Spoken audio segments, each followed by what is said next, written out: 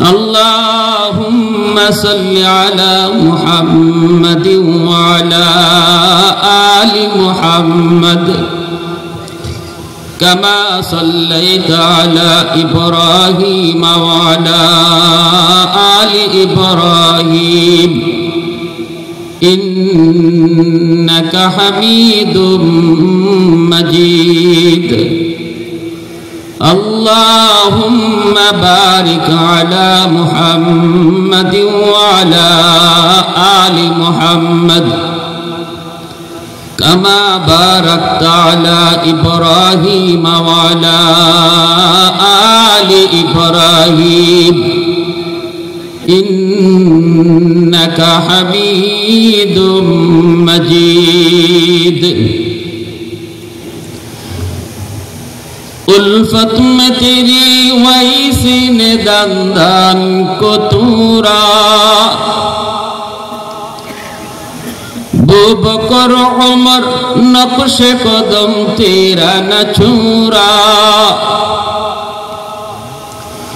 الفت میں تیری ویسی نے دندان کو تورا بو بکر عمر نقش قدم تیرا نہ چھورا اے عشاق نبی واقعی اسرار مدینہ سلطان کا سلطان ہے سلطان مدینہ سرکار کا سرکار ہے سرکار مدینہ گلزار کا گلزار ہے گلزار مدینہ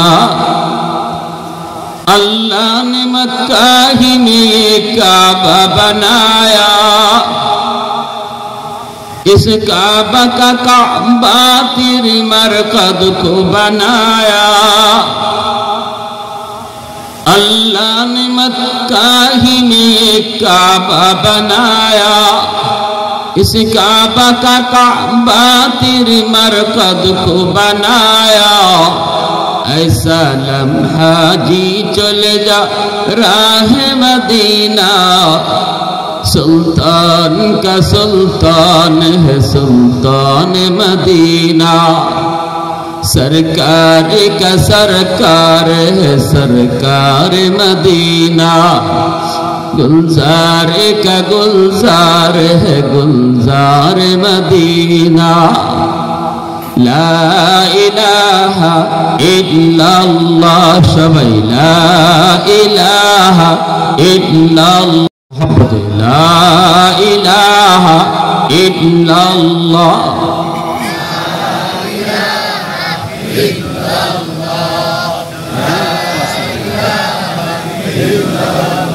اے ذکر خدا دل میں صدا رکھنے دیا کر اور نقش خدا دل میں جمع رکھنے دیا کر کیا جان حق اسلام ہے کوئی فضل الہی ہر وقت دور قلب خلا رکھنے دیا کر مرشد کی نظر غض بصر سے نہ ہوتی ہے کیا خوش نظری خوش نظری خوش نظری ہے کیا خوش نظری خوش نظری خوش نظری ہے دن تور کے دل جوڑ دیا سب کا خدا سے کیا دل شکانی دل شکانی دل شکانی ہے کیا دل شکانی دل شکانی دل شکنی ہے اللہ اللہ اللہ اللہ اللہ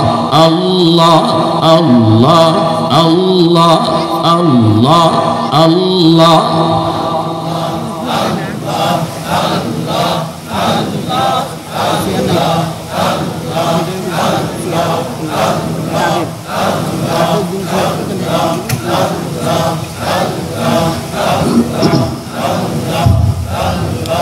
Allah Allah Allah Allah Allah Allah Allah Allah Allah Allah Allah Allah Allah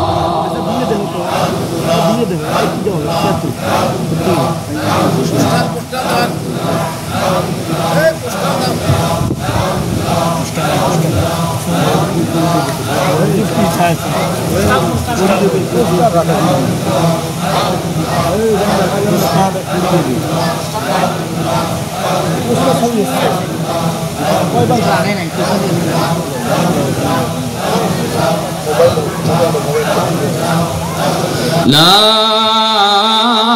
ইলাহা ইল্লাল্লাহু মুহাম্মাদুর রাসূলুল্লাহ। জোরে সোরে বলি সাল্লাল্লাহু আলাইহি ওয়াসাল্লাম। ঐতিহ্যবাহী সম্মিলিত যুব সমাজের উদ্যোগে আয়োজিত আজকের তাফসীরুল কুরআন মাহফিলের সম্মানিত সদর ইজলাস, সভাপতি সাহেব, উপস্থিত জাতির বিবেক, জাতির কর্ণধার, এ জাতির সূর্য সন্তান, মঞ্চে আসীন উলামায়ে কেরাম, অত্র এলাকার মুরব্বিয়ানে এজাম, কলিজার টুকরো যুবক, পর্দার আড়ালে পর্দানিশীন সম্মানিত মা ও বোনেরা,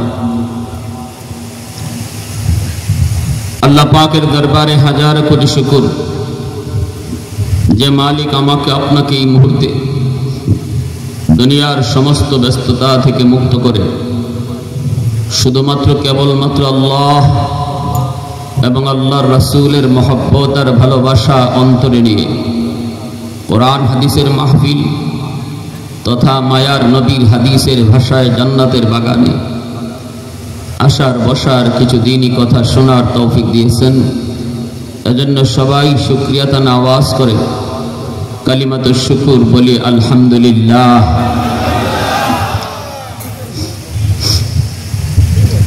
বনু তামিম মদিনা শরীফের একটা গোত্রের নাম, খুব প্রসিদ্ধ একটি গোত্র, একটি গোষ্ঠী, যার নাম হলো বনু তামিম। বনু তামিম গোত্রের এক যুবক আমার আপনার নবী সরওয়ারে দু জাহান রহমাতুল্লিল আলামিনের কাছে এসে কাঁদতে লাগলো। নবীজি বলতেছেন, যুবক কাঁদো কেন? যুবক আরো কান্না করে। আল্লাহর নবীর আদত ছিল, রসুল যখন দেখতেন কেউ কাঁদে, নবী নিজেও কেঁদে দিতেন। রসুলের দিল এত নরম ছিল, কারো দুঃখে রসুল নিজে দুঃখী, কারো কান্নায় রসুল নিজেও কাঁদে। নবী যতই বলেন যুবক কাঁদো কেন, যুবক আরো কাঁদে, কথাই বলতে পারে না। আল্লাহ রসুল জানতে চাইলেন, বলো। তখন সে বলতেছে, ইয়া রাসূলুল্লাহ, ওগো নবীজি, আমি আপনার কাছে একটা সমাধানের জন্য এসেছি। আজ কদিন হয় আমি ঘুমাতে পারি না, শুধু কাঁদি। কান্নার চোখের পানিতে আমার বালিশ ভিজে, রাতে ঘুম হয় না। কারণ হলো,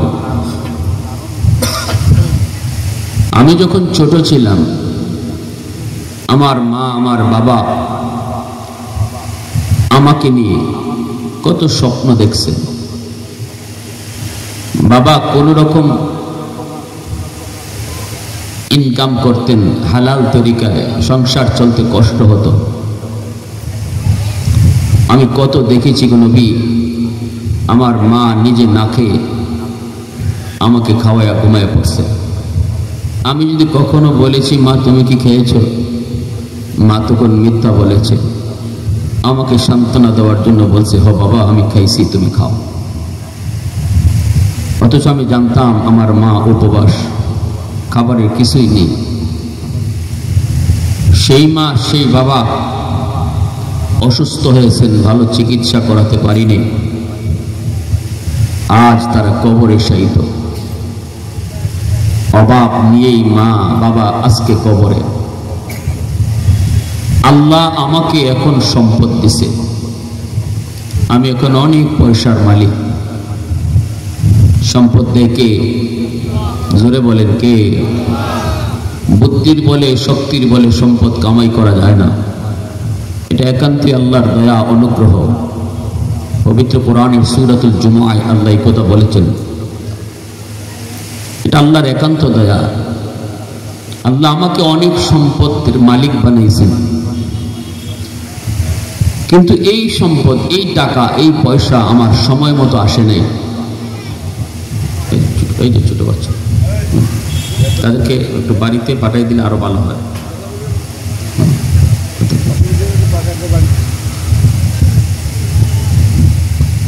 যখন আমার মা আমার বাবা দুনিয়ায় ছিলেন তখন সম্পদ ধরা দেয় নাই। তখন যদি আমি পয়সা পেতাম, আজ যে অবস্থায় আল্লাহ রাখছেন, তখন যদি আমার হালত এমন হতো, তাহলে মাকে ভালো চিকিৎসা করাতাম, বাবাকে একজন ভালো ডাক্তার দেখাতাম, মার জন্য ভালো শাড়ি কিনতাম। কিন্তু আল্লাহ আমাকে সম্পদ দিছেন, সময় মতো দেন নাই। যে সময় আল্লাহ দিছেন সেই সময়টাতে মা নেই দুনিয়ায়। এই সময় আমার বাবা কবরে শায়িত, মা বাবা দুজন কবরে ঘুমিয়ে আছে। নবী গো, এখন আমি বালিশ, এই বালিশ যদি টাকা দিয়ে বানাইতে চাই তাও পারি, বিছানা যদি টাকার বিছানা করতে চাই তাও পারি, কিন্তু রাত যখন ঘুমাতে যাই তখন আমার ঘুম আসে না এই চিন্তায় যে আমি আজ এই টাকা দিয়ে কি করব, এই পয়সা দিয়ে আমি কি করব। সময় মতো তো ধরা দিল না। নবী গো, আমার ঘুম আসে না এই চিন্তায়। আপনি আমাকে একটু সান্ত্বনা দেন, আপনি আমাকে বলেন, আমার আম্মা আমার আব্বা যদিও তারা কবরে ঘুমিয়ে রয়েছে, আমি কি তাদের কোনো খেদমত করতে পারি? আমি কি তাদের জন্য কিছু করতে পারি? একটু সান্ত্বনা দেন। এই কথা বইলা যুবক কাঁদতেছে, রাসূল নিজেও কান্না শুরু করে দিয়েছে।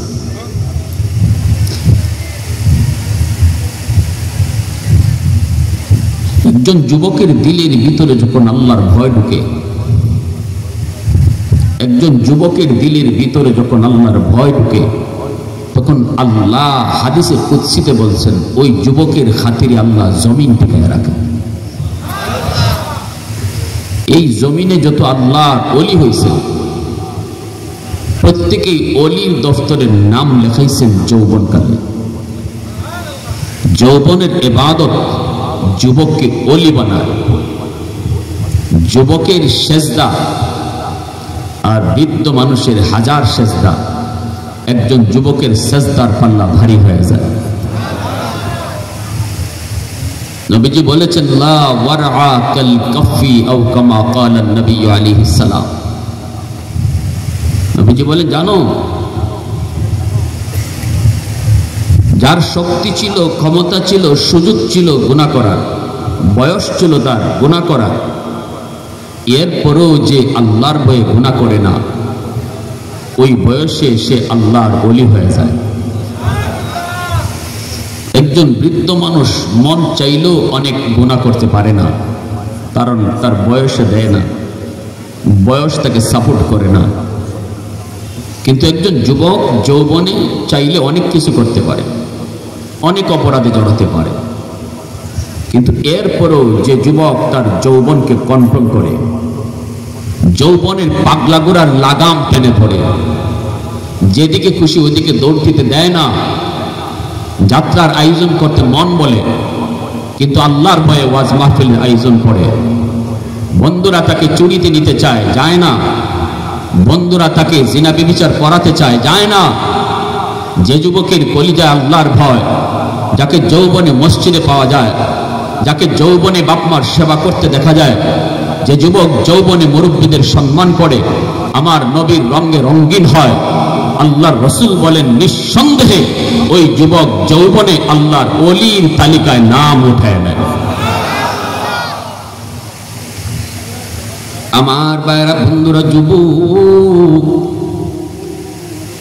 এজন্যই তোমার আবার কি পরিমাণ দাম।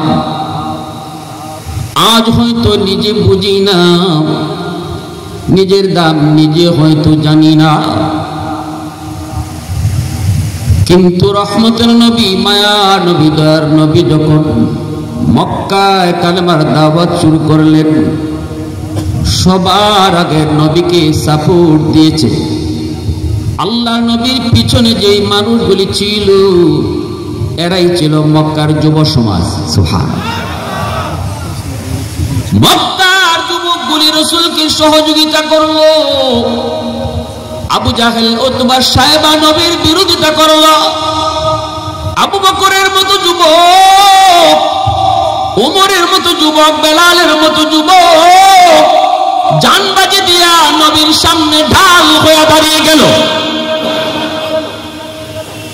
এজন্যই আল্লাহ পাক রব্বুল আলামিন পবিত্র কোরআনের সূরা তিনের মধ্যে আল্লাহ বলেন, ওয়াত্তিন ওয়াজ-যাইতুন ওয়া তুরি সিনিন ওয়া হাদাল বালাদিল আমিন। চারটা জিনিসের কসম আল্লাহ খাইলেন। এক নাম্বার তিনের কসম, দুই নাম্বার জাইতুনের কসম, তিন নাম্বার তুর পাহাড়ের কসম, চার নাম্বার হলো পবিত্র মক্কা নগরীর কসম। আল্লাহ চারটা কসম খায়া বলতেছে, এ দুনিয়ার বান্দা বান্দির দল, অনেক দামি, অনেক সম্মানী, কিন্তু বৃদ্ধ বয়সে কেউ তোমাকে দাম দিতে চায় না, বুড়া বয়সে কেউ তোমার সম্মান দিতে চায় না, ঘরের মধ্যে তুমি ঠিক মতো সম্মান পাও না, সমাজের ভিতরে তোমার দাম দিতে চায় না। এমন কথা কয়, ও মিয়া তুমি বৃদ্ধ হয়ে গেছো, এখন আগের মতো পাওয়ার দেখাও না। ঘরের ভিতরে তোমার বিবি সাহেব কয়, এখন তুমি বুড়া হয়ে গেছো, সন্তানদের কথা তুমি শোনো, পাওয়ার দেখাও না। আল্লাহ বলেন, মানুষের কাছে তোমার দাম যদিও কমে যায় রে বান্দা, যৌবনে যদি আমি আল্লাহকে ভয় করে তুমি চলো, তাহলে আমি আল্লাহ চার জিনিসের কসম খায় বলতেছি, ইল্লাল্লাযীনা আমানু ওয়া আমিলুস সালিহাত ফালাহুম আজরুন গায়রু মামনুন। আল্লাহ বলেন, জানোনি আমি চার জিনিসের কসম খেয়ে বলতেছি বান্দা, শক্তি তোমার গায়ে যতদিন ছিল ততদিন যদি আমি আল্লাহকে তুমি ভয় করো, শক্তি ছিল তোমার যতদিন ততদিন তুমি নামাজ পড়েছো, তাহাজ্জুদের নামাজও তুমি পড়েছো, কোরআন তেলাওয়াত করেছো, হালাল হারাম মাইনা তুমি চলছো। যেই বয়সে বুড়া হওয়ার কারণে তুমি পারবা না, শক্তি তোমার দিবে না, নামাজ পড়তে চাইলেও তুমি ভালো করে পারবা না, তাহাজ্জুদের নিয়ত করে ঘুমাইছো কিন্তু ঘুম থেকে উঠতে পারবা না, এতটাই দুর্বল। আমি আল্লাহ কসম করে বললাম, ওই বৃদ্ধ বয়সে আমি তোমাকে সম্মানী বানাবো। কেমনে জানোনি? যৌবনের যতগুলি আমল তোমার ছিল সবগুলি আমল আমি আল্লাহ বুড়া বয়সে আমল নামায় জারি রেখে দিব। করতে পারবা না তবু আমল নামায় উঠবে। তাহাজ্জুদের নামাজ তুমি পড়তে পারো না, ঘুমায় রইছো, আমি আল্লাহ ফেরেশতাদেরকে বলবো, ফেরেশতারা শুন, আমার বান্দার যতদিন গায়ে শক্তি ছিল সে তাহাজ্জুদের নামাজ পড়েছে, আজ আমার বান্দার গায়ের শক্তি আমি আল্লাহ করে নিয়েছি। আগের মতো যদি তার গায়ে শক্তি থাকতো আজও আমার বান্দা তাহাজ্জুদ পড়তো। ওই যে দেখ ঘুমায় গেছে, শক্তি নাই, দুর্বল হয়ে পড়েছে, আগের মতোই শক্তি যদি থাকতো আজও তাহাজ্জুদ পড়তো। অতএব ফেরেশতারা শুন শুন, আমার বান্দা যদিও ঘুমায় রে তবু তার আমল নামায় যৌবনের তাহাজ্জুদের সওয়াব আমল নামায় উঠে দাও। একটু আওয়াজ দিয়া কও না সুবহানাল্লাহ, আর জোরে আল্লাহু আকবার। মুসলমানের আওয়াজ আল্লাহু আকবার। আলহামদুলিমান কাদ্দারা খায়রান ওয়া খাবালা, আলহামদুলিমান কাদ্দারা খায়রান ওয়া খাবালা, ওয়া শুকরু লিমান সাওয়ারা হুসনান ওয়া জামালা, ফারদুন সামাদুন আন সিফাতিন খালকি বারিউন, রব্বুন আযালিয়ুন খালাকাল খালকা কামালা, লা জিদ্দা ওয়ালা নিদ্দা ওয়ালা হাদ্দা লিমাওলা, লা জিদ্দা ওয়ালা নিদ্দা ওয়ালা হাদ্দা লিমাওলা, আল আনা কামা কানা ওয়ালাম ইয়ালকা যাওয়ালা, আল আনা কামা কানা ওয়ালাম ইয়ালকা যাওয়ালা। মুসলমানের আওয়াজ কো আল্লাহু আকবার। আমার নবী রহমতের নবী, তিনি গিয়েছেন, নবীজি আবু জাহেলের কাছে দাওয়াত নিয়ে গেলেন। একজন যুবক নবীজির চাচা, নাম হলো আমির হামজা। আল্লাহু আকবার। উহুদের ময়দানে যিনি শহীদ হয়েছেন। ওয়াহশী যিনি আমির হামজাকে শহীদ করেছিলেন উহুদের ময়দানে, যে ওয়াহশী পরবর্তীতে কালেমা পড়ে মুসলমান হয়েছেন। আল্লাহ নবী শুধু এতটুকুই বলছেন, ওয়াহশী আমার সামনে তুমি বসো না, তোমারে দেখলেই আমার চাচার কথা মনে হয়ে যায়। নবীজির ডান হাত ছিলেন আমির হামজা। রাসূলের গায়ে আঘাত করেছে আবু জাহেল। নবীজির মাথা থেকে রক্ত ঝরে। রাসূল ঘরে আসলেন। আম্মা জান খাদিজাতুল কুবরা রাদিয়াল্লাহু তাআলা আনহা নবীজির মাথার রক্তটা মুছতেছেন আর কাঁদতেছেন। আম্মা জান খাদিজাতুল কুবরা রাদিয়াল্লাহু তাআলা আনহা তিনি ছিলেন আরবের ভিতরে সবচেয়ে ধনী একজন নারী। সকল সম্পদ বিয়ের পরে নবীজির পায়ের নিচে দিয়া দিয়েছেন। আর আমার আপনার নবী সকল সম্পদ মুহূর্তের ভিতরে আরবের গরিবদের মাঝে বন্টন করে দিয়া দিয়েছেন। আম্মা জান নবীজি রক্ত মুছেন আর কাঁদেন, আর কাঁদতেছেন কাঁদতেছেন, রক্ত মুছতেছেন। এইদিকে নবীজির চাচা আমির হামজা একজন টাটকা যুবক, তখনও তিনি আল্লাহর নবীর কালেমার দাওয়াতের ছায়াতলে আসেন নাই। নবীজির সমবয়স্ক, যদিও চাচা কিন্তু বয়স প্রায় সেম সেম। বাল্যকালের বন্ধু। আমির হামজা হলেন একজন শিকারী, হরিণ শিকারে তিনি বের হয়েছেন। ওই দিন আর হরিণ শিকার করতে পারেন নাই, একটা তীর মাত্র বাকি রয়েছে। একটা হরিণকে টার্গেট করেছেন, তীরটা শুধু মারবেন, এমনি আল্লাহ পাক হরিণের জবান খুলে দিয়েছে। হরিণ ডাক দিয়ে কয়, এ হামজা, এ হামজা, এই তীরটা আমার জন্য না, এই তীরটা তুমি আবু জাহেলের জন্য রাখো।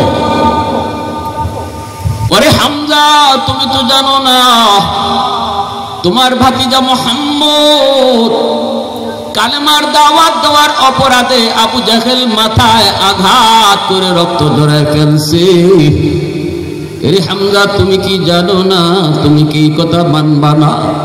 মুহাম্মদের রক্ত হলো তোমার রক্ত, এ তো তোমার আপন ভাতিজা। ভাতিজার রক্ত চাচার রক্ত এক, ঠিক কিনা জোরে বলো? ভাতিজার রক্ত চাচার রক্ত এক। তোমার ভাতিজা মুহাম্মদের কোনো অপরাধ নাই, অপরাধ শুধু একটাই, কালেমার দাওয়াত আবু জাহেলকে কেন দিল? এই অপরাধে তার মাথায় আঘাত করে রক্ত বের করে ফেলেছে। এ হামজা, তীরটা আমার জন্য নয়, তীরটা তুমি আবু জাহেলের জন্য রাখো। এই কথা বলতেই আমির হামজা তীরটা আর মারলেন না, সোজা তিনি বাড়ির দিকে রওনা দিলেন। আইসে দেখে নবীজির ঘরে আম্মা জান খাদিজাতুল কুবরা রাদিয়াল্লাহু তাআলা আনহা তিনি কাঁদতেছেন আর সেবা করতেছেন। কান্দেন আর বলেন, আজ আমার স্বামীর কেউ নাই, আজ আমার স্বামী এতিম, বাবা নাই, মা নাই, কেউ নাই, বিদায় আবু জাহেল আমার স্বামীর গায়ে আঘাত করলো। কেউ নাই, কেউ নাই। সাথে সাথে আমির হামজা কয়, খাদিজা আর দ্বিতীয়বার কেউ না, কেউ না। আমির হামজা মুহাম্মদের চাচা এখনো মরে যায় নাই, এখনো আমির হামজা মরে যায় নাই, একটু আমারে খুলে বলো। নবীজি বলতেছেন, চাচা গো, আমার কোনো অপরাধ নাই, আমি তার কোনো ক্ষতি করি নাই, আমি তার গায়ে কোনো আঘাতও করি নাই, শুধুমাত্র ভদ্র ভাষা কালেমার দাওয়াত দিয়েছি। আর আবু জাহেল মাথায় আঘাত করেছে, বন্ধুদের নিয়ে তামসা করেছে। রহমতের নবী মায়ের নবীর জবান থেকে এই কথাটা শোনা মাত্রই টকটকে যুবক আমির হামজা তলোয়ারটা নিয়ে সোজা আবু জাহেলের বাড়িতে গিয়ে হাজির। বন্ধুদের সাথে আবু জাহেল মস্কারি করে, ঠাট্টা করে আর কয়, মুহাম্মদের কল্লা ফাটে আইছি, মুহাম্মদের মাথা ফাটে আসছি। বন্ধুদেরকে নিয়ে মস্কারি করে, হাসি হাসি ঠাট্টা করে। আমির হামজা সুজা তিনি তার ঘরের ভিতরে ঢুকলেন। ঢুকে তিনি হুঙ্কার দেয়া বলেন, এ আবু জাহেল, কি কইলি? আমার বাতিজার গায়ে তুই কেন আঘাত করলি? একটু ক, কি আমার বাতিজার অপরাধ? আমার বাতিজা তোর কি ক্ষতি করলো? তাড়াতাড়ি বল, তাড়াতাড়ি বল।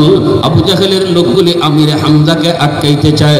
আবু জাহেল কয়, সাবধান, হামজার গায়ে তোরা কেউ টাচ করবি না।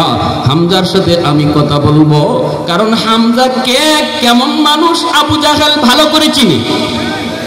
আওয়াজ আসতে কেন, জোরে বলেন ঠিক কিনা? হামজা কেমন রক্তের মানুষ আবু জাহেল ভালো করে চিনে। আমির হামজা বলতেছেন, একটু ক, কেন আমার বাতিদার গায়ে হাত উঠায় দিল? আবু জাহেল কয়, আমাদের বাপ দাদার ধর্ম সাইরা নতুন ধর্মের দাওয়াত দেয়, এজন্য আমি আঘাত করেছি। আমির হামজা বলতেছেন, দাওয়াত দিয়েছি, তোর মন চাইলে তুই গ্রহণ করবি, মারলি কেন? ঠিক না জোরে কও। দাওয়াত দিয়েছি আমার বাতিজা, তুই চাইলে গ্রহণ করবি, নাইলে না। আমিও তো এখন বাতিজার ধর্ম গ্রহণ করি নাই, আমিও তো এখনো পর্যন্ত বাপ দাদার ধর্ম গ্রহণ করেছি। বাতিজা আমাকেও দাওয়াত দিয়েছে, বুঝে পড়লে মানবো, নাইলে মানবো না। আঘাত করলি কেন? তুই কি জানোস না এটা আমি হামজার বাতিজা? তুই কি জানোস না মুহাম্মদের রক্ত আর হামজার রক্ত? তোর কি খবর নাই? এই বইলাই আমির হামজা তলোয়ারের বাদ দিয়া আবু জাহেলের মাথার মধ্যে আঘাত করলেন। সাথে সাথে রক্ত বের হওয়া শুরু হলো। আবু জাহেলের চেলাগুলি উঠছে, হামজাকে ধরে ফেলবে। আবু জাহেল কই, সাবধান, হামজারে তোরা কেউ টাচ করবি না, কারণ আমি হামজারে চিনি। আগুন যদ্দূর আছে অদ্দূরই থাক, আর তোরা কেউ বাড়াবি না। আল্লাহু আকবার, জোরে কও, আরো জোরে কও, আল্লাহু আকবার। মুসলমানের আওয়াজে কও, আল্লাহু আকবার। সাথে সাথে আমির হামজা বলতেছে, এ আবু জাহেল শোন, কালেমার দাওয়াত দেওয়ার অপরাধী যদি আমার বাতিজার গায়ে তুই আঘাত করে রক্ত বের করে দিলি রে, আজ তোরা সবাই শুনে রে, এতদিন পর্যন্ত আমি হামজা ছিলাম বাগদাদার ধর্মের, এই মুহূর্তে আমি তোদের সামনে আমার বাতিজার ইসলাম ধর্ম গ্রহণ করলাম। মুসলমানের আওয়াজে আল্লাহু আকবার, আরো জোরে আল্লাহু আকবার। والليل में जुल्फ मोहम्मद का तरन्नुम, والليل में जुल्फ मोहम्मद का तरन्नुम, والشمس में रुखसार अहमद का तरन्नुम, والفجر में सुबह रिसालत की बशारत, والعصر में नूर नबूवत की बशारत, हर फूल में रूए मदीना का तबस्सुम, शाखों की लचक में बेक़दा का तकल्लुम, यासीन से मौला ने कभी उनको पुकारा। अल्लाहु अकबर, ज़रा बोल। यासीन से मौला ने कभी उनको पुकारा, हमीम को भी और कभी तोसीन इशारा, ये रमज़ो है कुछ आशिक माशूक के माबैन, समझाई जिन्हें खल्क में एक सरवर कौनैन, समझाई जिन्हें खल्क में एक सरवर कौनैन। मुसलमाনের আওয়াজ কো আল্লাহু আকবার। এজন্যই আল্লাহ পাক রব্বুল আলামিন কই, জানুনি ওই যুবক যেই যুবক আল্লাহর ভয়ে গুনাহ থেকে নিজেরে বাঁচায়, এই যুবকের কি পরিমাণ দাম তোমরা জানুনি? হাদিসে কুদসির ভিতরে আল্লাহ পাক বলেন, আলা কুল্লা ইয়াউমিন ওয়াল আরদু ইস্তাজিলু রাব্বাহু ওয়াল মালাইকাতু ইস্তাজিলু রাব্বাহু ওয়াল বাহরা ইস্তাজিলু রাব্বাহু। আল্লাহ পাক বলেন, জানুনি প্রতিদিন জমিন আমি আল্লাহর কাছে আবদার করে, আল্লাহ অনুমতি দাও, নাফরমানগুলোকে আমি গিলে ফেলবো, সুদখোরকে আমি গিলে ফেলবো, ঘুষখোরকে আমি গিলে ফেলবো, বেনামাজিরে আমি জমিন গিলে ফেলবো, আর কতকাল আমি বেনামাজির পায়ের বোঝা নিব। ও মালিক কও না, সুদখোরের পায়ের বোঝার কত কাল নিব, ঘুষখোরের পায়ের আওয়াজ কত কাল শুনবো, জিনাখোরের পায়ের বোঝার কত নিব। জমিন আবদার করে প্রতিদিন, আল্লাহ অনুমতি দাও, ফজরের নামাজটা না পইরা না ফরমান তোমার জমিনের উপর দিয়ে হাঁটতেছে, আল্লাহ আমি জমিনকে অনুমতি দাও, আমি ফেটে যাই আর ওখানে ওরে কবর দিয়া ফেলি। আল্লাহ অনুমতি দাও, সুদখোর যেখানে দাঁড়ায় আছে ওখানে কবর বানায় দে, ঘুষখোর যেখানে দাঁড়ায় আছে ওখানে কবর বানায় দে। আল্লাহ পাক রব্বুল আলামিন কয়, এর জমিন ভালো করে শুন, আমি আল্লাহ দেখতেছি এই জমিনে কত গুনাহ হয়, কত অত্যাচার হয়, কত জুলুম হয়, কত নাফরমানি হয়, এরপরও আমি কেন মানুষকে নগদ ধরি না জানুনি? কারণ এই মানুষকে আমি আল্লাহ বড় আদর করে বানাইছি। আসমান আল্লাহ বানাইছেন কুন ফায়াকুন বইলা, জমিন আল্লাহ বানাইছেন কুন ফায়াকুন বইলা, ফেরেশতা আল্লাহ বানাইছেন কুন ফায়াকুন বইলা, সমগ্র কায়নাত আল্লাহ বানাইছে কুন ফায়াকুন বইলা। কিন্তু আমারে আপনার আল্লাহ পাক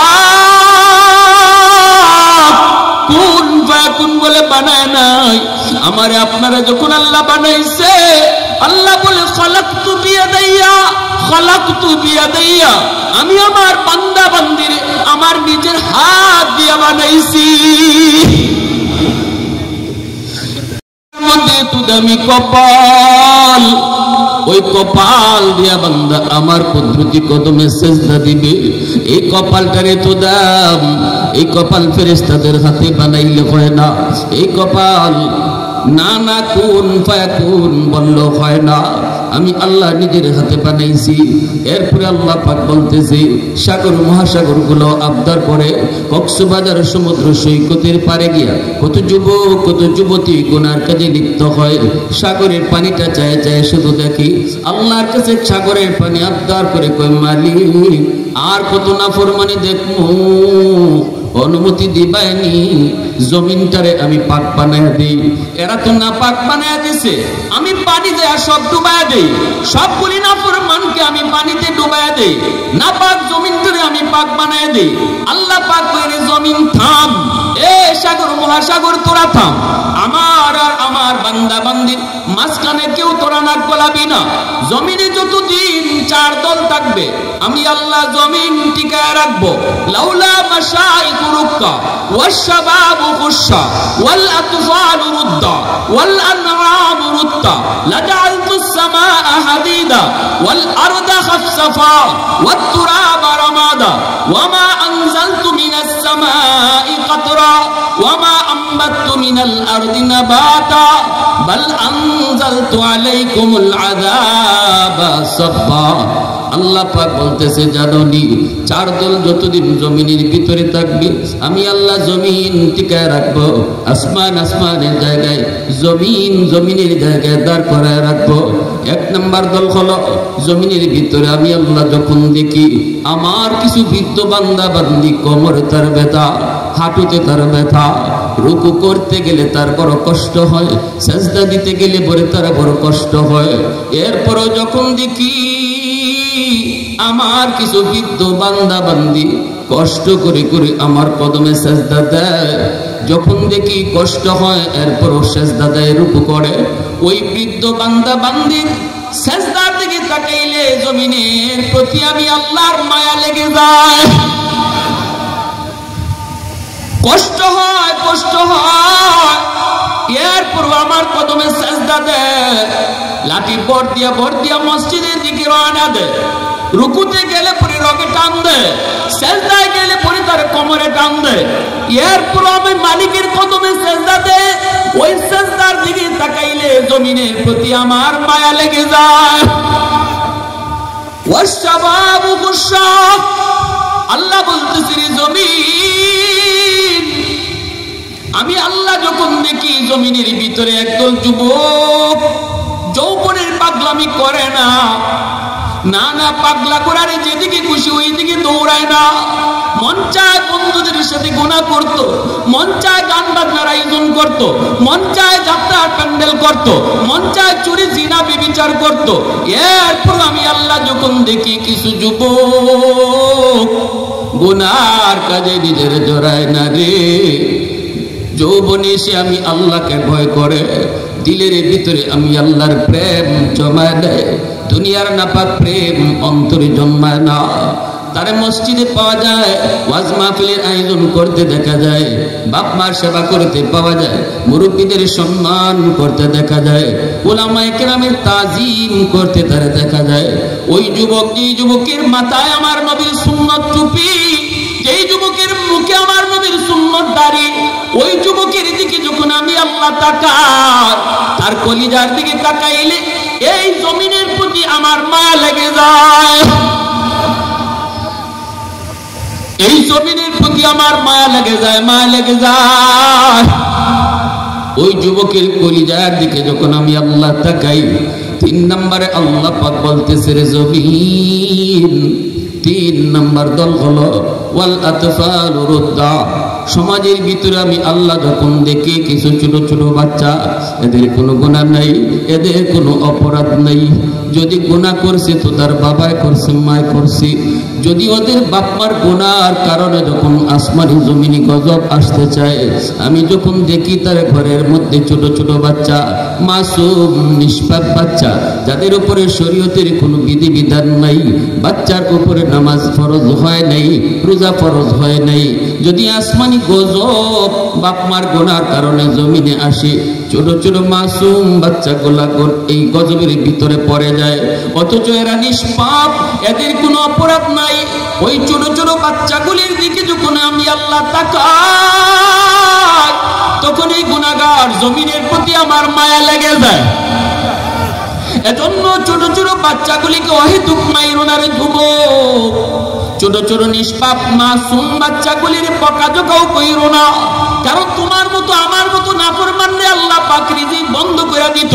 আমার গুনার কারণে জমিনে জমিনে ভূমিকম্প নামতো, আমার গুনার কারণে রিজিক বন্ধ হয়ে যেত, কিন্তু এখনো আমার ঘরে রিজিক আল্লাহ পৌঁছায় ওই ছোট্ট মাসুম নিষ্পাপ বাচ্চাটার উসিলায়। আল্লাহু আকবার, জোরে খাও।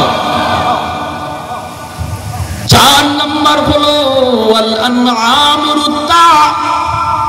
আল্লাহ পাক রব্বুল আলামিন 4 নম্বর কারণ বলেছেন, জমিনের ভিতরে যখন আমি আল্লাহ দেখি কিছু পশু পাখি, হাঁস মুরগি গরু ছাগল, এদের উপর শরীয়তের কোনো বিধিবিধান নাই, এদের উপরে নামাজ ফরজ হয় নাই, গরু ছাগলের উপরে হালাল হারাম নাই, মানুষের গুনার কারণে জমিনে যখন আযাব আসে, গজব আসে, হাঁস মুরগি গরু ছাগল পশু পাখিগুলো পড়ে যায়, অথচ এদের উপরে আমি আল্লাহর কোনো বিধিবিধান নাই, এরা কোনো অপরাধ আমার কাছে করে নাই, অপরাধ করেছে মানুষ।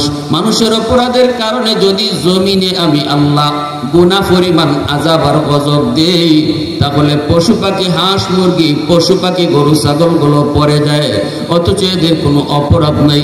এদের দিকে তাকাইল এই জমিনের প্রতি আমি আল্লাহর মায়া লেগে যায়।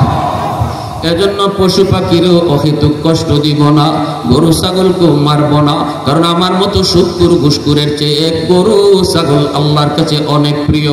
আমার মতো ঘুষখোর সুৎখোর আর নেশাখোর মতখোর রে আল্লাহ পাক হয়তো জমিনে রাখতো না, আযাব আর গজবের দিয়ে আল্লাহ ধ্বংস করে দিত।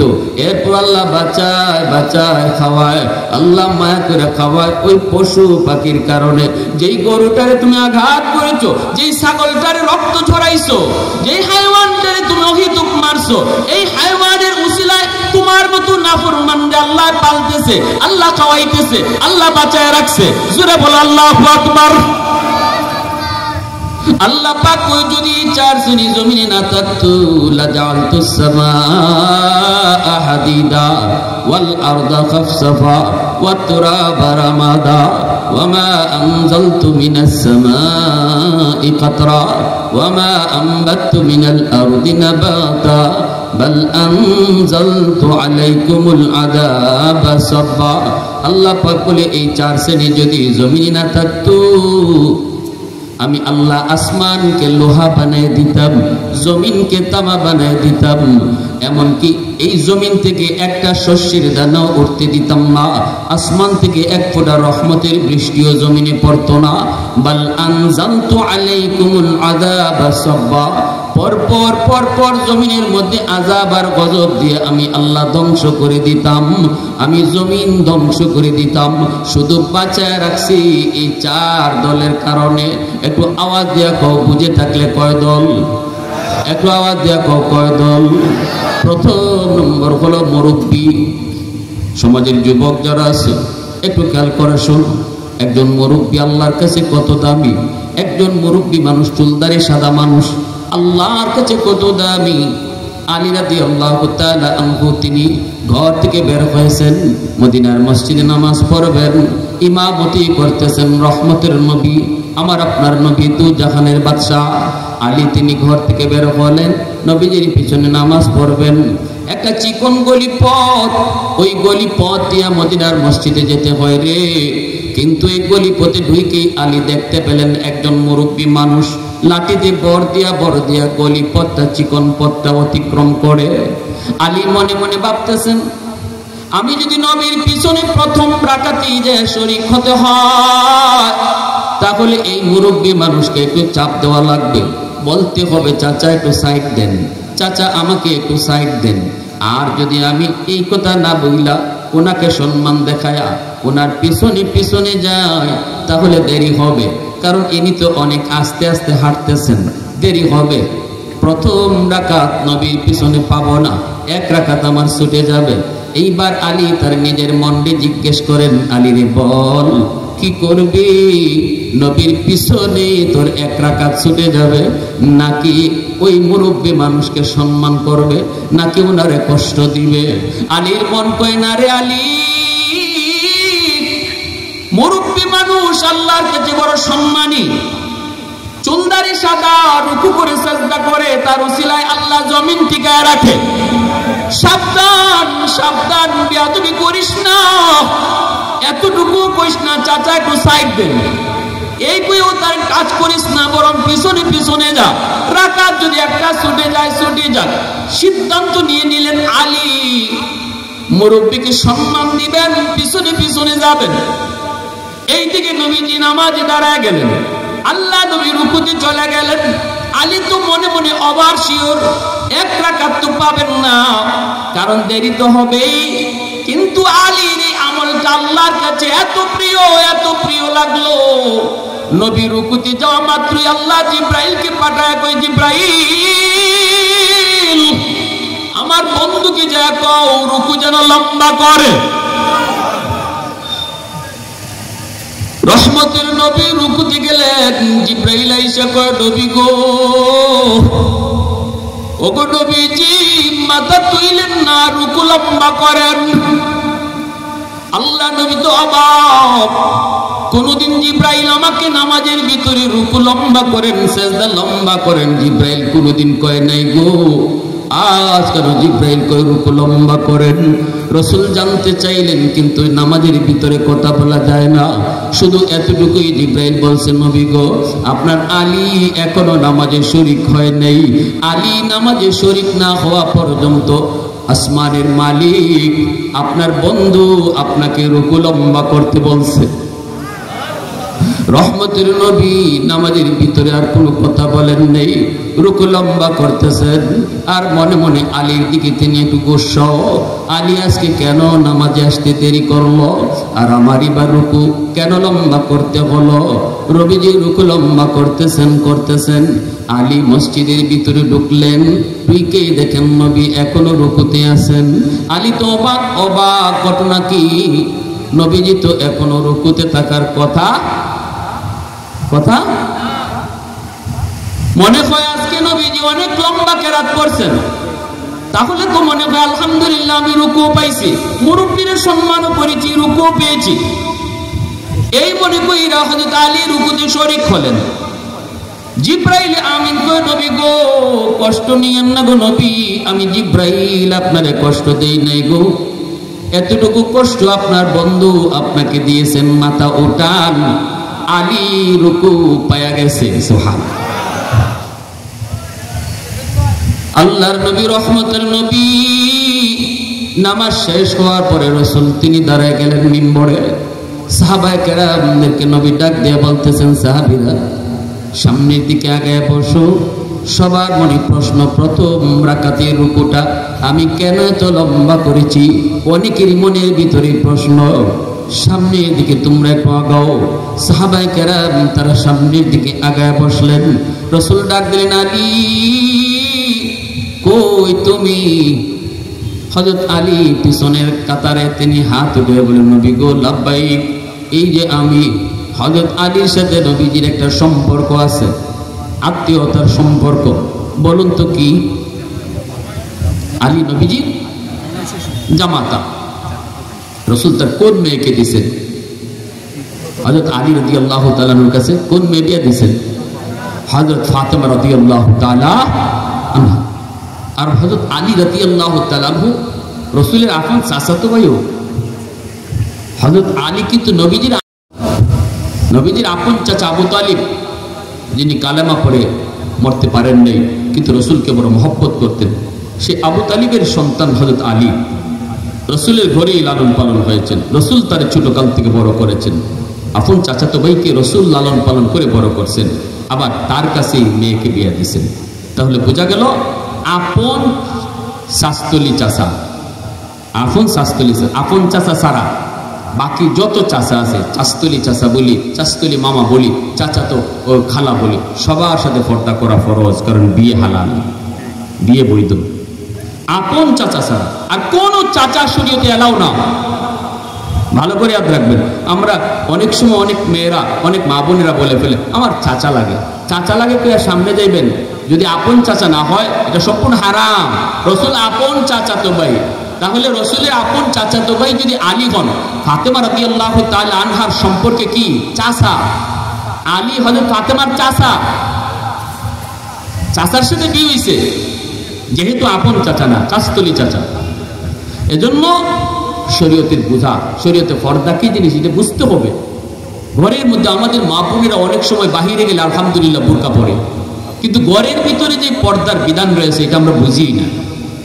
চাচাতো ভাই, খালাতো ভাই, মামাতো ভাই নট এলাও। শরীয়তে দেখা করা, কথা বলা হারাম, কারণ তাদের সাথে বিবাহ বৈধ। চাস্তলি চাচা, চাস্তলি মামা নট এলাও, তাদের কাছে যাওয়া যাবে না, শরীয়তের বিধান হারাম। আল্লাহ রাসূলের সাথে হযরত আলী রাদিয়াল্লাহু তাআলা একটা সম্পর্ক হলো জামাতা, আরেকটা সম্পর্ক হলো আপন চাচাতো ভাই। আবার রাসূল অনেক মায়া করে লালন পালন করছেন, বড় করছেন। ছোটকাল থেকে আলী রাসূলের ঘরে। আল্লাহ রাসূল ডাক দিয়েছেন, আলী সামনে আসো। অসুবিধা হইতেছে আপনাদের? কি ভাই পিছনে ভাইরা অসুবিধা হইতেছে? মনোযোগ কার কার আছে একটু হাত তুলে আল্লাহরে দেখান। আল্লাহ তুমি কবুল করো। সবাই বলেন আমিন, আরো জোরে বলেন আমিন। আমার ভাইরা বন্ধুরা, যুবক, নবীজি ডাক দিয়ে বলতেছেন, আলী সামনের দিকে আগাও। আলী তিনি সামনের দিকে আগাইলেন। এইবার নবী বলতেছেন, আলী, ও আলী বলো কেন তুমি আজকে নামাজে জামাতে আসতে দেরি করেছো? প্রথম প্রশ্ন। এইদিকে কি ঘটে গেল আলীর সাথে জিব্রাইলের, নবীজির সাথে জিব্রাইলের এই ঘটনা তো আলী জানেন? যেরকম জানেন। নবীজি জিজ্ঞেস করতেছেন, প্রথম রাকাতে রুকু কেন লম্বা হলো? তোমাদের অনেকেরই মনে এই প্রশ্ন। সাহাবীরা বলতেছেন, নবী গো প্রশ্ন। নবী বলতেছেন, জবাব দেবে আমার আলী। সুবহানাল্লাহ। আলী তো হবা, ঘটনা কি? রুকু লম্বা, আবার জবাব আমি। রাসূলকে আলী ক আজ তুমি জামাতে দেরি করছো কেন? হযরত আলী রাদিয়াল্লাহু তাআলা আনহু বলেন, নবী গো বেশি দেরি তো হয় নাই, আমি আপনাকে রুকুতে পাইছি, আমি আপনাকে রুকুতে পাইছি। রাসূল বলেন, আলী কেমনে তুমি রুকু পাইছো এই খবর তো তোমার নাই। আমি রুকুতে গিয়েছি, জিব্রাইল আইসা হাজির। জিব্রাইল আমার কানে কানে কয়, নবী গো মাথা তুইলেন না, আলী যতক্ষণ পর্যন্ত আপনারে রুকুতে এসে না পাবে ততক্ষণ পর্যন্ত আল্লাহর ওয়ার্ডার রুকু লম্বা করেন। এ আলী, কি এমন নেক আমল করেছো একটু কও। তোমার রুকু পাওয়ানোর জন্য আল্লাহ পাক আমাকে রুকু লম্বা করতে বলছেন, একটু তাড়াতাড়ি কও। আলী রাদিয়াল্লাহু তাআলা আনহু সাথে সাথে কান্না শুরু করে দিয়েছেন আর বলতেছে, নবী গো, আমার কারণে আজকে আপনার কষ্ট হলো। রাসূল বলেন, আলী রেখে দে, লাভ নাই, একটু কও কও কও কি আমল তুমি করেছ। সাথে সাথে আলী বলতেছেন, ইয়া রাসূলুল্লাহ, আমি টাইম মতোই বের হয়েছি গো নবী, মসজিদে আপনাকে জামাতে শরীক হওয়ার জন্য, প্রথম রাকাতে আপনাকে ধরার জন্য বের হয়েছি। কিন্তু ওই চিকন গলি পথটাতে যখন আসলাম, আইসা দেখি একজন মুরব্বী মানুষ, ওই মুরব্বী মানুষটার পিছনে পিছনে হাঁটতে লাগলাম। আমি তারে কষ্ট দেই নাই, কারণ তিনি মুরব্বী, আল্লাহর কাছে বড় দামি। তার সম্মানের দিকে খেয়াল করে তার পিছনে পিছনে হাঁটছি। তাকে এতটুকু বলি নাই, চাচা আমাকে সাইড দেন, আমাকে সাইড দেন, এতটুকু বলি নাই গো নবী। আমি তার পিছনে পিছনে হাঁটছি আর মনে মনে ওভার শিওর হয়ে গেছি আপনার পিছনে এক রাকাত পাবো না। কিন্তু মসজিদের ভিতরে আইসে ঢুইকা দেখি আপনি রুকুতে, আমি তো খুশি হয়ে রুকুতে শরীক হয়েছি। রাসূল সাথে সাথে টান দিয়ে আলীকে বুকে উঠায় নেয়, আলী আয় আমার বুকে, আয় আমার বুকে। একজন মুরব্বীর সম্মান করার কারণে আল্লাহ তোমার উপর কি পরিমাণ খুশি হয়েছে একটু ভাবো। আর নবী বলে, উম্মতের দল, তোমরাও এটা থেকে শিক্ষা নাও। জোরে কও সুবহানাল্লাহ, আর একটু জোরে কও না সুবহানাল্লাহ। हैदार तेरा नाम से इस्लाम रहेगा, हैदार तेरा नाम से इस्लाम रहेगा, दुनिया की शजाअत में तेरा नाम रहेगा, दुनिया की शजाअत में तेरा नाम रहेगा, उस्मान तेरा नाम से इस्लाम रहेगा, दुनिया की सखावत में तेरा नाम रहेगा, दुनिया की सखावत में तेरा नाम रहेगा। मुसलमान आवाज को अल्लाहु আকবার। তাহলে আমরা কি বুঝলাম? যুবক, একজন যুবক, মদিনার ওই যুবক দিলের ভিতরে আল্লাহর ভয় নিয়ে নবীজির সামনে প্রশ্ন করলো, নবী গো, কবরে শুয়ে থাকা আমার আম্মা আব্বার জন্য আমার কিছু করণীয় আসেনি? রাসূল বলেন, 5টা আমল যদি তুমি করো, তোমার আম্মা আব্বা কবরে শুয়ে শুয়ে তোমার খেদমত পাইতে থাকবে। রাসূল বলছেন 5টা আমলের কথা। যুবক মন দিয়ে শুনতেছে। রাসূল হলেন বক্তা, যুবক হলো শ্রোতা। বক্তাও একজন, শ্রোতাও একজন। এত দামি একটা ওয়াজ নবী করলেন, এই ওয়াজটা এখন আমি আপনাদেরকে শোনাবো। মনোযোগ কার কার আছে একটু হাত উঠে আল্লাহকে দেখা। মুসলমানের আওয়াজে কো আল্লাহু আকবার, আরো জোরে আল্লাহু আকবার। লা ইলাহা ইল্লাল্লাহ, সবাই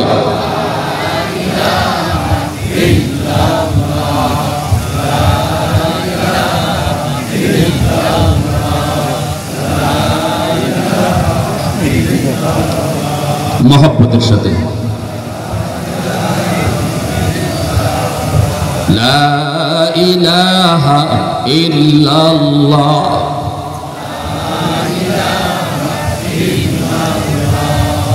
লা ইলাহা ইল্লাল্লাহু মুহাম্মাদুর রাসূলুল্লাহ। জোরে বলি সাল্লাল্লাহু আলাইহি ওয়াসাল্লাম। এই মজলিসে আমার মতো অনেক যুবক আছে যার মা নাই, অনেক যুবক আছে যার বাবা নাই। এই মজলিসে আমার মতো হয়তো এমন অনেকেই আছে, আবার এমন অনেকেই আছে যার মাও নাই, বাবাও নাই। একটু মন দিয়া কথাগুলো শুনবো আমলের নিয়তে ইনশাআল্লাহ। আল্লাহর নবী বলে, আসসালাতু লাহুমা। রাসূল কান্দিয়ার বলে, যুবক আর তুমি কান্দো না, চোখের পানিটা একটু মুছো। আমি রাসূল তোমাকে আমলগুলি বইলা দেই। 1 নাম্বার হলো বাপ মার জন্য তুমি বেশি বেশি করে দোয়া করো। রব্বির হামহুমা, সবাই আমার সাথে পড়েন, রব্বিরহামহুমা কামা রব্বায়ানি সগীরা। রাসূল বলতেছেন, এক নাম্বার হলো যে সন্তান বেশি বেশি করে এই দোয়া পড়বে, সাথে সাথে আল্লাহ পাক তার খেদমত তার মা বাবার কবরে পৌঁছায় দিবে। নামাজের মধ্যে যেমন এই দোয়া, নামাজের বাইরে গেলেও তুমি এই দোয়া। আমি নিজের চোখে দেখেছি কত যুবক মার কবরটা দেখার পরও এই দোয়াটা তার মুখ দিয়ে বের হয় না গো। বন্ধুকে সাথে নিয়ে গান গায়ে গায়ে চইলা যায়। এ যুবক, তোমার সন্তান তোমার কবরের পাশে গান গায়ে গায়ে যাবে নাকি কোরআন তেলাওয়াত করবে, সিদ্ধান্ত নেও আগে।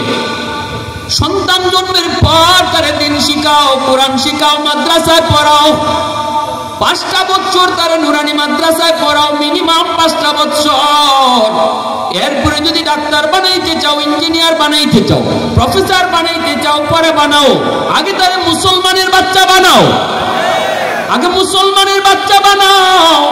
ডাক্তার পরিচয় আমার সন্তানের বড় পরিচয় নয়, ইঞ্জিনিয়ার আমার সন্তানের বড় পরিচয় নয়, উকিল ব্যারিস্টার আমার সন্তানের বড় পরিচয় নয়। আমার সন্তানের বড় পরিচয় হলো সে মুসলমানের সন্তান। মিনিমাম তার 5টা বছর মাদ্রাসায় পড়াও। এই ছেলে কবরের পাশে গান গেয়ে গেয়ে যাবে না। এই সন্তান মার কবর দেখলে, বাবার কবর দেখলে পড়ে সাথে সাথে দোয়া পড়বে, সূরা ফাতিহা পড়বে, 3বার সূরা ইখলাস পড়বে। ঠিক কিনা জোরে কও? সন্তান জন্ম দেওয়া সার্থক, সন্তান জন্ম দেওয়া সার্থক, বাবা হওয়া সার্থক, মা হওয়া তোমার জন্য সার্থক। আর যদি সন্তান তোমার কবরের পাশে গান গায়া দাও, তাহলে বাবা হওয়াও ব্যর্থ, মা হওয়াও তোমার জন্য ব্যর্থ। ঠিক কিনা জোরে কও? কুমিল্লার একজন যুবক, বাবা কষ্ট করে করে তার লেখাপড়া করাইছে, রিক্সা বায়া বায়া পড়ালেখা করাইছে। বাস্তব একটা ঘটনা শুনাইতেছি, শোনো। মনটা দিলটা একটু নরম করে যুবক। সবার চোখে কিন্তু আজ মাহফিলে পানি আসে না রে। আল্লাহ পাক রব্বুল আলামিন যার দিলটারে আল্লাহ চুজ করে, চয়েস করে, তার দিলটাকে আল্লাহ নরম করে দেয়। চোখ দিয়া পানি আসে, এটা বহুত বড় রহমতের আলামত। কুমিল্লা শহরের একজন যুবক, শিশুকালটা বাবা রিক্সা লয়া তার স্কুলে গেল, স্কুল থেকে বাড়িতে আবার নিয়ে আসলো। এই ছেলে যখন ঢাকা ইউনিভার্সিটিতে ভর্তি হলো, বড় লোকের একজন মেয়ের সাথে প্রেমে পড়লো। তারপরে মেয়েটাকে বিয়ে করলো। মেয়ের বাবা তার গুলশানে বাসা কিনে দিল। অফিসের মস্ত বড় সে বস, নিজের গাড়ি, নিজের বাড়ি, নিজের অফিস, আলিশান তার কারবার। এইদিকে বড় লোকের কপ্পরে পড়ে যাওয়ার পরে গরিব মা গরিব বাবার কথা ভুলে গেল। গ্রামে যে মা, দুঃখিনী মা সন্তানের অপেক্ষায় শুধু কাঁদে, মনে পড়ে না রিক্সাওয়ালা বাবার কথাও ভুলে গেছে। একদিন বাবার মায় পাঠাইছে, যাও গো স্বামী। সন্তান মাকে ভুলতে পারলো, মা কোনোদিন সন্তান ভুলতে পারে না। একটু নিজের চোখে যা দেখে আসো। মানুষের মুখ থেকে শুধু শুনি, বছরে একদিন হলো সন্তান ঈদের রাতে গ্রামে আসে বাপ মার সাথে ঈদ করার জন্য। আমার সন্তানে কি হলো গো, আজ বছরের পর বছর হয়ে যায়, আমি মা রাস্তার পানে তাকায় তাকায় শুধু কান্দি। একটু যাও, যে দেখে আসো।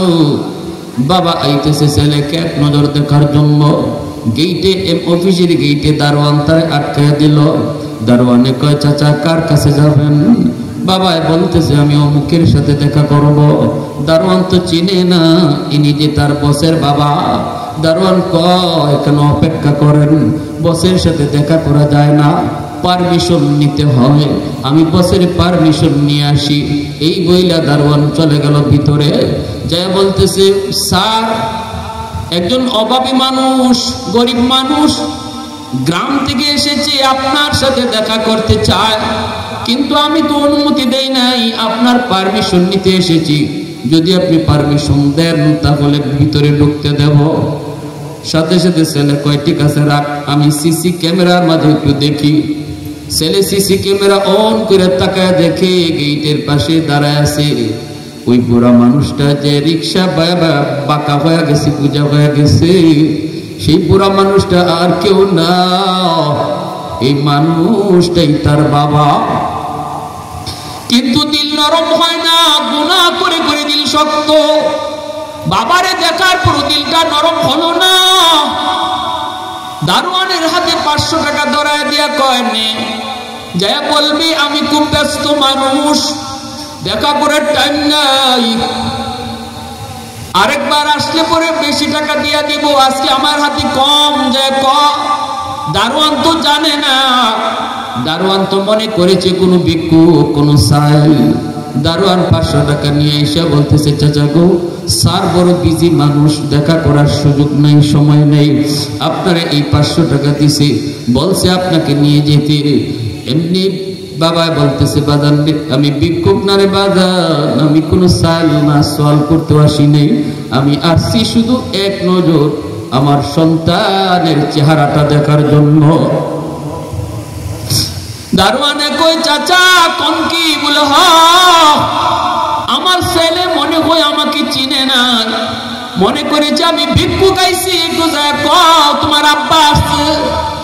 দারোয়ান চিল্লানি দিয়ে মাটিতে বইসা কই, চাচা গো লাভ নাই, লাভ নাই গো চাচা, সিসি ক্যামেরায় সারে আপনারে দেখছে, সারে আপনারে চিনছেও গো চাচা, আপনার ছেলে আপনার আর রয় নাই, আপনার ছেলে আপনার নাই। এই বইলা চাচা, সেই বাবা যখন বুঝতে পারছে ছেলে তারে দেখছেও চিনছেও ক্যামেরায়, এরপর দেখা করতে রাজি না, সাথে সাথে বাবা মাথায় হাত দিয়া মাটিতে পড়ে গেছে, আল্লাহর দিকে সাইকুল মালিক, আমি তো কোনো ভিক্ষুক না, আমি সাহায্যের জন্য আসি নাই, আসছিলাম শুধু এক নজর আমার ওই মানিকের চেহারা দেখার জন্য, যারে শিশুকালে রিক্সায় চড়ায় চড়ে স্কুলে পড়াইছি, যার মা মানুষের বাড়িতে কাম করে করে তার পড়ালেখার খরচ দিয়েছি গো মালিক, ওই সন্তানের চেহারাটা এক নজর দেখতে আসছিলাম। আল্লাহ আমি বদ্ধ দেই না, তবে এতটুকু তোমার কাছে আবদার করি, আমার সন্তানরে তুমি সঠিক বুঝদান কইরো, হেদায়েত দান কইরো, বুঝে না। আল্লাহ বদ্ধ যদি দেই, আলেম ওলামা কইছে বাপ মার বদ্ধ দিলে সাথে সাথে কবুল হয়ে যায়। সালাসাতুন দাওয়াতুন মুস্তাজাবাতুন লা শাক্কা ফিহি, দাওয়াতুল মাজলুম ওয়া দাওয়াতুল মুসাফির ওয়া দাওয়াতুল ওয়ালিদি আলা ওয়ালাদিহি। বাপ মার তো বদদোয়া আল্লাহর দরবারে সরাসরি কবুল, আমি বদ্ধ দিলাম না, আল্লাহ তোমার দরবারে দোয়া করি, হেদায়েতের দোয়া করি। এই বইলা বাবা চুকির পানিতে মুইসা বাড়িতে চলে আসছে।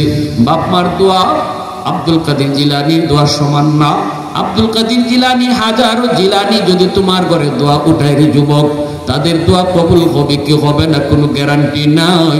কিন্তু রহমতের নবী দু জাহানের বাদশা কয়, ভাঙ্গা করে পয়সা যদি বাবায় হাত উঠায়, ভাঙ্গা করে পয়সা যদি মায় হাত উঠায়, আল্লাহ নবী কয় ওই বাপ মার দোয়া কবুল হবে 100% গ্যারান্টি। মঈনুদ্দিন চিশতির দোয়া কবুল হবে কি হবে না গ্যারান্টি নাই, কিন্তু মার দোয়া বাবার দোয়া কবুল হবে, রাসূল বলেছেন 100% গ্যারান্টি আছে।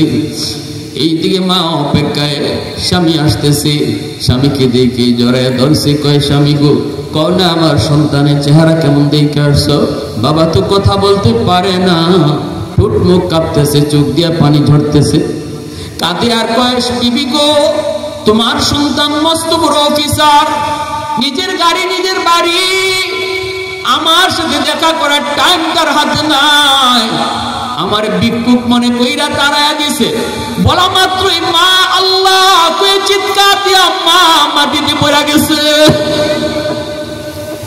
দুঃখিনী মার কলি যায় যেন আগুন, কাঁদে আর কই বাজান কত স্বপ্ন তোরে নিয়ে দেখলাম, আজকে বুঝি বাবার সাথে তুমি দেখা করার টাইম পেলা না। অসুস্থ মা বিছানায় পড়ে গেছে। এইদিকে ভাইয়েরা বন্ধুরা, ওই যে মায়ের দোয়া দিছে, মায়া বদ্ধ দেয় নাই, দোয়া করছে হেদায়েতের দোয়া, বাবাও বদ্ধ দেয়নি হেদায়েতের দোয়া। এই দোয়াটা কিন্তু আল্লাহর দরবারে কবুল হয়ে গেছে।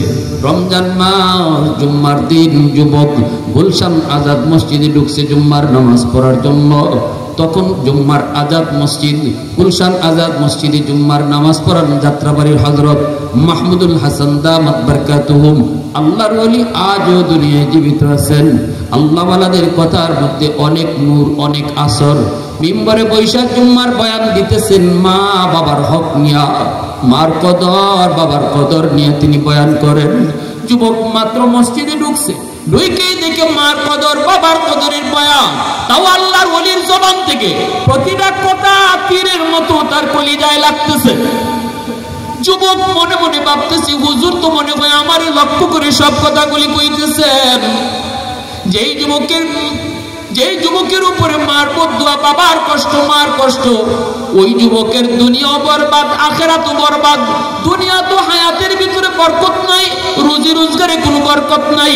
আর যেই যুবকের পিছনে তার বাপ মার দোয়া, হায়াতের ভিতরে আল্লাহ বরকত বাড়ায় দেয়, রুজি রোজগারের ভিতরে আল্লাহ বরকত বাড়ায় দেয়। আল্লাহু আকবার জোরে কও।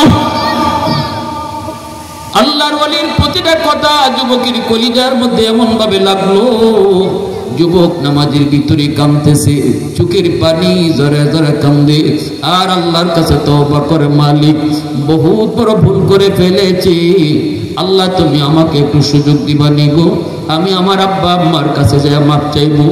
নামাজটা শেষ কইরা যুবক আর বাসায় যায় নাই, সুজা বাজারে মার্কেটে চলে গেল। মার জন্য শাড়ি, বাবার জন্য লুঙ্গি, বিভিন্ন রকমের ইফতারি লইয়া চোখের পানি মুছে আর কাঁদে, মুছে আর কাঁদে কুমিল্লার দিকে রওনা দিয়া দিল। তখনকার সময় 2টা ফেরি পার হওয়া লাগতো। এই 2 ফেরি পার হইয়া কুমিল্লা শহরে পৌঁছতে পৌঁছতে তার অনেক রাত হয়ে গেল।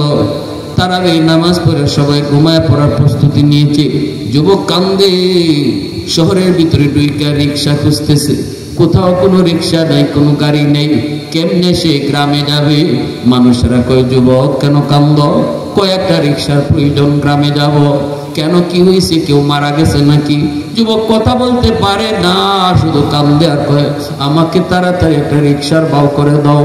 কেউ কয় না রে বাবা, কেউ এখন যাবে না, কিছুক্ষণ পরেই সেহরি টাইম, সবাই ঘুমায় পড়ছে, কোনো রিক্সা যাবে না। যুবক তো কান্দে, কিছুই বুঝে না, কয় না আমার যাওয়াই লাগবে, তাড়াতাড়ি ব্যবস্থা করে একটু কও। একজন মুরব্বী মানুষ কয় বাজান রে, মনে হয় তোমার কোনো গ্রামে বড় বিপদ হইছে। বলে যে বড় বিপদ, কেমনে যাইমু? কয় একটা রিক্সাওয়ালা হয়তো যাইতে পারে টাকা পাইলে, কারণ আমি তারে দেখেছি গভীর রাতেও সে রিক্সা টানে, তার টাকার কোনো প্রয়োজন। গ্রামের বাড়িতে বিছানায় তার বিবি অসুস্থ, প্রতিদিন বিবির জন্য ঔষধ নিয়ে দিতে হয়। ওই মুরব্বী মানুষটা জীবন ভর রিক্সা চালায় চালায় বাঁকা হয়ে গেছে। মনে হয় তুমি তারই শুধু পাইবা, আর কেউ তোমারে নিতে পারবে না। কই গেলে পাইবো? কই সামনের দিকে আগাও, বড় একটা দোকান, ওই দোকানের বারান্দায় যুবক, ওই দোকানের বারান্দায় তুমি পুরা মানুষটারে পাইবা। রিক্সাটার সামনে রাইকাই বৈশা রয়েছে, শীতের বাতাস তারে কষ্ট দেয়, কোনো গ্যারেজে রিক্সা রাখে না, ভাড়া দেওয়া লাগবে। রাত কাটা দেয় দোকানের বারান্দায় বসে বসে, শুধুমাত্র কাস্টমারের আশায়। যুবক হাঁটা দেওয়া শুরু করেছে ওই মুরব্বী মানুষটার তালাশে। আইসা দেখে ঠিকই দোকানের বারান্দায় একটা রিক্সা দাঁড়ানো, আর একজন বুড়া মানুষ, শীতের বাতাস তারে আঘাত করে, মাফলার দিয়ে আর নাক মুখটা পেঁচায় রাখছে, মাথাটা নিচের দিকে দেওয়া, শরীর কাঁপতেছে, কষ্ট করতেছে। ওই অবস্থায় যুবক কাছে গেছে, চেহারা দেখা যায় না, চেহারা দেখা যায় না, চেহারাটা দেখা যায় না, মাথাটা নিচের দিকে দেওয়া, শীতের বাতাসে কাঁপতেছে। কাছে যাই কইতেছে চাচা অমুক গ্রামে যাবেননি? যেই মাত্র কইছে অমুক গ্রামে যাবেননি, সাথে সাথে কণ্ঠ চিনে ফেলেছে, কারণ সে তো জানে না যারে চাচা কইয়া ডাকতেছে সেই তার রিক্সাওয়ালা বাবা।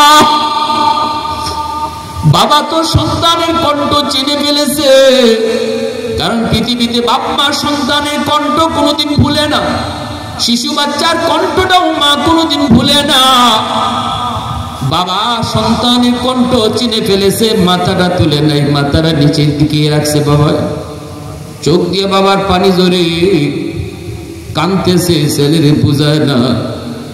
ছেলে আবারও কয় চাচা গো অমুক গ্রামে যাবেননি? তখনই বাবা মাথাটা নিচের দিকে দিয়ে কয় হ বাজার যাবো। ছেলে কয় ভাড়া কত দেওয়া লাগবে? যেই মাত্র কইছে ভাড়া কত দেওয়া লাগবে, সাথে সাথেই তো বাবার কলিজাটা কামড় দিয়ে উঠছে। কারণ এই বাবাই তো সেই বাবা, সে যে বাবা জীবন ভর তার রিক্সা করে আনলো আর নিল, কোনোদিন তো সন্তানের কাছে ভাড়া চায় নাই। আজকে ওই ছেলে বাবারে ভাড়া দিতে চায়। বাবা মাথারা নিচের দিকে দিয়া করে বাজান জীবনে কত মানুষই তো রিক্সায় তুললাম, ভাড়া নেই নেই, আজকে তোমার কাছ থেকেও কোনো ভাড়া নিব না। ছেলে কয় না আমি আপনারে ভাড়া দিব, দ্বিগুণ ভাড়া দিব, দ্বিগুণ। কত টাকা ভাড়া দেওয়া লাগবে? তখনই বাবা মাথাটা আস্তে করে উপরে উঠায় মাফলারটা সরাইতেছে আর কাঁদতেছে, কই বাজান দেখো তো রিক্সাওয়ালাটার একটু চিনোনি। যেই মাত্র বাবার চেহারা দেখছে ছেলে, সাথে সাথে বাবার পা জড়ায় ধরে কান্না শুরু করে দিছে। বাবাও টান দিয়া সন্তানের বুকে তুইলা নিছে, কারণ পৃথিবীতে একমাত্র মা, একমাত্র বাবা। যুবক অপরাধ কইরা বাপ মার পা ধরলে বাপ মার সাথে সাথে দিল নরম হয়ে যায়, ঠিক কিনা জোরে কও? বাপ মার দিল নরম হয়ে যায়। সন্তানের কষ্ট কোনোদিন বাপ মা সইতে পারে না রে, কোনোদিন বাপ মা সইতে পারে না। এজন্য তো আমার নবী মদিনা জান্নাতুল বাকিতে দিয়ে যখন যাইতেছেন, রসুল দেখতেছেন অন্তর চোখে এই যুবকের কবরে আযাব হইতেছে। রসুল আল্লাহর কাছে দোয়া করছেন, মালিক তুমি যুবকের আযাব বন্ধ করো। আল্লাহ আযাব বন্ধ করে না। 3 বার নবী দোয়া করছেন, আযাব বন্ধ হয় না। তখন আল্লাহ জানাইছে, বন্ধু তোমার সুপারিশ কবুল হবে না। এই যুবকের মা এখনো দুনিয়ায় জীবিত, মার কলিজায় অনেক ব্যথা। মরণের সময়টা তো মা সন্তানকে মাপ দেয় নাই। অতএব আমি আল্লাহ সিদ্ধান্ত নিয়েছি, মা যতক্ষণ পর্যন্ত তার মাফ না দিবে, আমি আল্লাহ তুমি বন্ধুর সুপারিশও কবুল করব না। সাথে সাথে নবীজি সাহাবায়ে কেরামরে বলছেন, সাহাবীরা যাও যায় তার মাকে আমার সালাম দাও। মহিলা আসছে বলে রসুল কয়, মা গো এই কবরটা বুঝি তোমার সন্তানের? বলে হ। কবরের ভিতরে আযাব হইতেছে, আগুনে ফুটতেছে, সাপের কামড় খায়। মা মা কয় চিৎকার করে কাঁদতেছে। আমি আমার মাওলার কাছে 3 বার হাত উঠেছি, কিন্তু মালিক আমার সুপারিশ কবুল করে না গো মা। তুমি নাকি মাফ না করলে আল্লাহ মাফ দিবে না। মা তুমি তারে মাফ করে দাও। মহিলা কয় না গো নবী আমি এর মাফ করব না, এখনো আমার পিঠে মাইরের দাগ আছে। বউয়ের কোথায় আমি মার গায়ে যে পরিমাণ হাত উঠেছে গো নবী, এখনো মাইরের দাগ আছে, আমি এর মাফ করব না। মায় মাফ না দিলে তো আযাব বন্ধ হইতো না। তখন রসুল পড়ে গেলেন বিপাকে, আল্লাহ নবী কেমনে যাবেন আযাব বন্ধ না কই? তখন রসুল কয়, আল্লাহ মার দিলটা শক্ত হয়ে গেছে, কেমনে নরম করবো? তবে একটা সুপারিশ করি মালিক, কবরে আযাব তুমি আমাকে যেভাবে দেখাইছো এইভাবে তার মারেও তুমি দেখায়া দাও। আল্লাহ পাক কয়, বন্ধু তোমার এই সুপারিশটা কবুল করেছি। সুবহানাল্লাহ। চোখের সামনে মার যেই মাত্র সন্তানের আযাবে দৃশ্যটা উঠছে, সাথে সাথে মা চিৎকার করে উঠলো। মা চিৎকার দেয়া কয়, নবী গো আমি বুঝতে পারিনি, আমার ছেলে এত কষ্টে আছে, এত বিপদে আছে, আমি মাফ করে দিছি গো নবী। যেই মাত্র মায় মাফ করছে, সাথে সাথে কবরের আযাব আল্লাহ বন্ধ করে দিয়েছে। বাবার পা জড়ায় ধরে যুবক কান্দে আর বাড়িতে গেছে, দরজার সামনে খালি মা কইয়া ডাক দিছে। অসুস্থ মা বিছানা থেকে সুস্থ হয়ে দাঁড়াই গেছে। মনে রাখবেন, অসুস্থ বাবার জন্য যুবক ডাক্তার পরে আনো, আগে মাথার পাশে বৈশা কপালে একটু হাত রাখো, নিজে হাতটা দেখো আব্বা কেমন লাগে, শরীরটা এখন কেমন আছে। সন্তান যদি বাবার কপালে হাত দিয়ে কয় আব্বা শরীরটা কেমন আছে, ডাক্তার লাগবে না, বাবা সুস্থ হয়ে যাবে। আমাদের একটাই সমস্যা, বড় হওয়ার পরে মুখ করে আম্মা করে ডাকতে শরম পাই। মুখ ভরে আম্মাকে আব্বাকে ডাকতে শরম পাই। কিন্তু জানো না যুবক, সন্তান যতদিন যত বড়ই হোক না কেন বাপ মার কাছে কোনোদিন বড় হয় না, ছোটই থাকে। আব্বা ডাকটা শোনার জন্য, আম্মা ডাকটা শোনার জন্য মার দিলটা খাকা করে, বাবার দিলটা খাকা করে। রাসূল বলে রেদার রব্বি ফি রেদাল ওয়ালিদাইন, তুমি যদি আল্লাহরে খুশি করতে চাও বাপ মারে খুশি করো। বাপ মা খুশি হওয়ার সাথে সাথে আল্লাহ খুশি হয়ে যায়। বাপ মা খুশির সাথে সাথে কে খুশি হয়? আল্লাহ খুশি হয়ে যায়। এজন্য রাসূল বলেছেন শোনো, বেশি বেশি দোয়াটা করবা। এক নম্বরে যুবক, আসসালাতু লাহুমা, বলো রব্বির হামহুমা কামা রব্বায়ানি সগীরা। অর্থ কি? আল্লাহ বলতেছে তুমি এই কথা কও, আল্লাহ আমার আব্বা আম্মার উপর রহম করো শিশুকালে আমার উপর যেমন তারা রহম করেছিল। মালিক শিশুকালের কথাটা তুমি জানো না, আমি আল্লাহ জানি। কত রাত বাবা তোমার মাথার পাশে দাঁড়িয়ে দাঁড়িয়ে পাহারা দিয়েছে। আমি আল্লাহ দেখেছি অসুস্থ হয়েছো, গভীর রাতে তোমার বাবা তোমাকে কাঁধে নিয়ে কিভাবে পাগলের মতো ডাক্তারের কাছে দৌড় দিয়েছে। আমি আল্লাহ দেখেছি তোমার বাবা আমার কাছে আবদার করেছে, মালিক আমার হায়াত নিয়ে যাও, আমার সন্তানের হায়াত দিয়ে দাও। আমি আল্লাহ সেটা দেখেছি, আমি সেটা দেখেছি। অতএব শোনো, বাপ মার জন্য যারাই দোয়া করো এইভাবেই দোয়া করো, আল্লাহ আমার আব্বা আম্মার উপর রহম করো শিশুকালে তারা যেভাবে রহম করছে। সুবহানাল্লাহ জোরে বলেন। শিশুকালের কথা আমি আল্লাহর ইয়াদ করে দিও। আমি আল্লাহর তো ইয়াদ আছে, আমি তোমার ইয়াদ করে দিতেছি। এইভাবে দোয়াটা করো। আল্লাহ যদি দোয়া শিখায় তাহলে বোঝা গেল এইভাবে দোয়া করলে অবশ্যই আল্লাহ দোয়া কবুল করবে, ঠিক না? 2 নম্বর, খুব সংক্ষেপে বলতেছি, বাকি 5টা আমল মনোযোগ আছে তো ইনশাআল্লাহ। আমি একজনে জিজ্ঞেস করব, বলেন তো 5টা কথা রাসূল কি কইছেন? যদি কেউ কইতে পারেন আমি আমার তরফ থেকে আপনার একটা পুরস্কার দিব। যেই হোক আমি 5টা আমলের কথা বলবো, সিরিয়াল বাই সিরিয়াল। যে বলতে পারবে আমার তরফ থেকে আমি তার পুরস্কার দিব। 1 নম্বরে রাসূল বলেছেন দোয়া করো। 2 নম্বরে ওয়াল ইস্তিগফারু লাহুমা, বাপ মার জন্য দান সদকা করো। বাপ মার জন্য তুমি নেক কাজে সহযোগিতা করো। মসজিদ মাদ্রাসায় দান করো, ওয়াজ মাহফিলে দান করো, এলাকার অভাবী মানুষকে দান করো। আর কইও আল্লাহ এটা আমার আব্বার নামে। সাথে সাথে আল্লাহ পাক তোমার আব্বা আম্মার কবরে এই দানের খবর পৌঁছে দেবে। 3 নম্বরে রাসূল বলেন ইনফাযু আহদিহিমা মিন বাদিহিমা, বাবা মার কাছে যদি কোনো পাওনা থাকে এই পাওনাটা তুমি বাপ মা তুমি সন্তান পরিশোধ করো। বাবা যদি কারো কাছে ঋণী থাকে ঋণ তুমি পরিশোধ করো।